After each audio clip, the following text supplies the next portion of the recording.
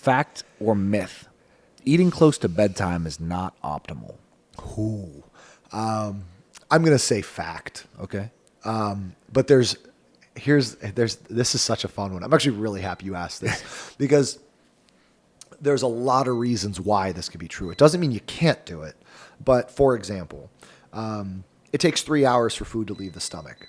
If you eat an hour before bedtime and you have a complete meal, that meal is in your stomach when you go to bed. Your insulin is in your bloodstream when you go to bed. Insulin and growth hormone oppose one another, which means your insulin being high inhibits your growth hormone secretion. That inhibits REM sleep. And so you will not get deep sleep that night. And if anyone listening has a Whoop strap, test it out. Eat a Chipotle burrito and go to bed an hour later and tell me your REM and your deep sleep doesn't just absolutely plummet. And that's why. So like there's little things like that. I know for me, if I eat an hour to bedtime, sorry, there's going to be athletes ringing. Sorry, we got a lot of things going on. Oh, here. You're good. It's a busy place. It's hustling and bustling tonight. I love it. But if you eat, like personally, if I eat too close to bedtime, I get heartburn. And so like a lot of the reasons why you don't want to do it isn't really because it's like this terrible bad thing, but the way you worded that question, it's not optimal. There's no debating that it's not optimal. There's a lot of better things to do than eat right before bed. If you need to, if it's go to bed hungry or eat, please eat. Right. But if you can prioritize 2 or 3 hours before bed, getting a solid meal in, it's going to be a way better reality. Your sleep is going to be deeper. You're going to reduce risk of like reflux and heartburn and all of that kind of stuff that tends to happen, especially when you get past that age 26 or 27 where your body's invincible when you're that young and it just melts food no matter what time you eat it at. Yeah. But it's to say it's not optimal. Your body's not in a great place to absorb. Your digestion starts to slow down as your melatonin rises. So your stomach starts to kind of, a little bit before bed.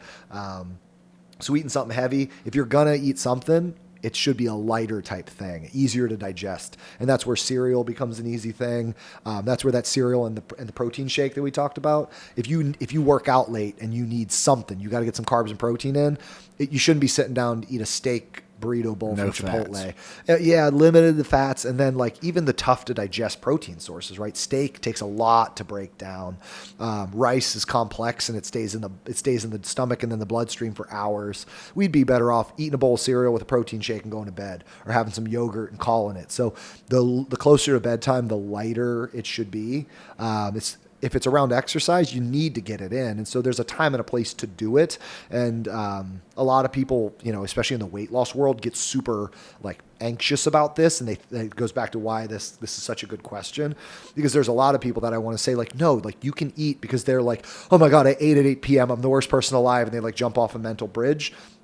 It's not that serious. Like it doesn't have to be this rule that like you like give yourself lashings from, but it is to say that you're going to feel a whole lot better if you don't. I'm gonna stop. Yeah. I'm guilty of that. I'm guilty of, I have a basketball game tonight, actually, in a men's league at 9. And sometimes, like, if I get back and I'm hungry, I'll normally eat.